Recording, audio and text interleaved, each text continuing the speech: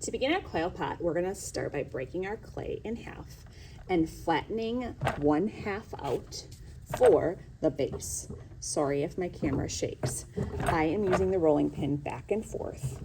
I don't have to do too much work because I only need it as big as this lid. I'm gonna put the words down so that it doesn't get stuck to the table. I'm gonna trace this circle, pushing hard. You can hear it's cutting the clay. If it gets stuck to this fabric, you can kind of just peel it right off of it. You will have a little bit of extra clay. The lid should come off.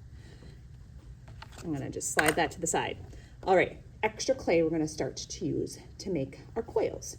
This is about as thick as my thumbnail, so that's a good thickness. It's not exactly the most even, but it's not super thin like pancake. I'm gonna take part of this, about probably the size of a golf ball, and I'm gonna make a coil. So I start to make a coil by just rolling that clay back and forth in my hands. Once it starts to form into a coil, I am gonna roll back and forth on my table. Some of you might find it easier to do this on your table surface instead of the fabric. As I roll this clay, I am moving my hand from the bottom to my fingertips, and I'm also moving my hand back and forth. It's not just staying in one spot. When it gets long enough, it becomes a two-hand job. So I start in the middle, I'm rolling from my fingertips to my palm, back and forth, and my hands move out.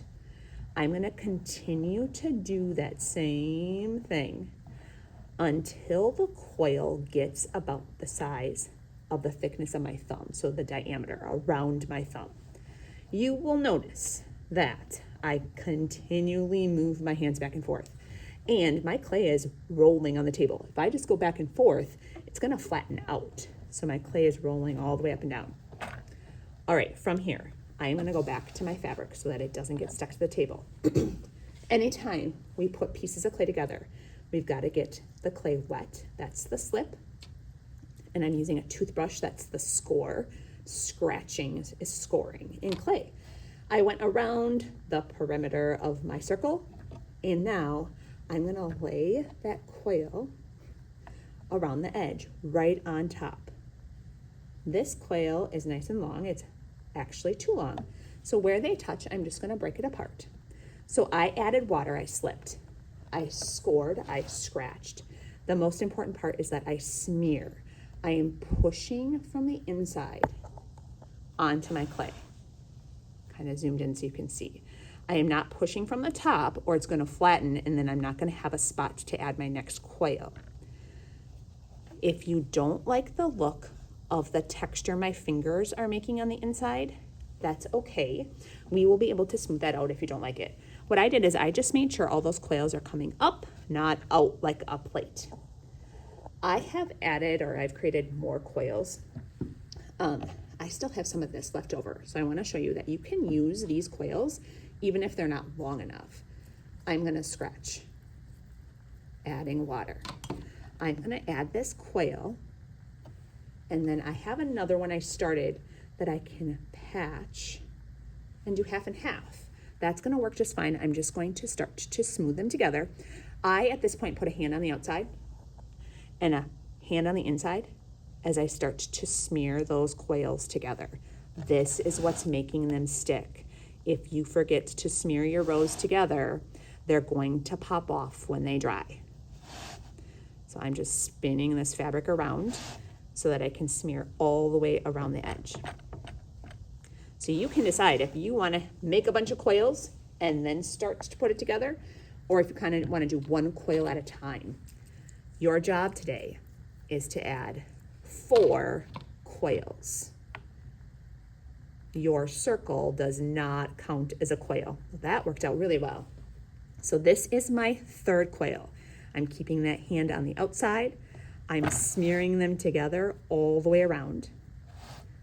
I have 1 more coil I would have to add today. For the sake of this video, I am just going to show you the next steps. Once you're done building, some of you might build all day and have lots of rows. You can smooth or decorate how you'd like. I like a smooth surface. I like to use a popsicle stick I keep that hand on the outside and I just kind of rub the stick around the edge and take off a little bit of the clay. You can start to see that that smooths those coils together, and that's actually just making my coil pot stronger because those coils are now all attached really nicely. That's an option. If you like the way the texture looks on the inside, you can just keep it the same as well. Some kids like to use tools on the inside. They like to push, not push holes, but push gently. Tools. If you put something on your clay on the inside, you can erase it. Your coils, though, we have to be able to count them at the end. So don't smear those together. We have our bottom. That did not count as a row. We have our first coil, our second coil, our third coil. I would need one more to be done. You can add more than 4 if you'd like. At the end, we're gonna write our name on the bottom. I'm just gonna write the year, and these are gonna go on the back counter to dry. Your job is to clean up your table and make it look like it did when you came into the room.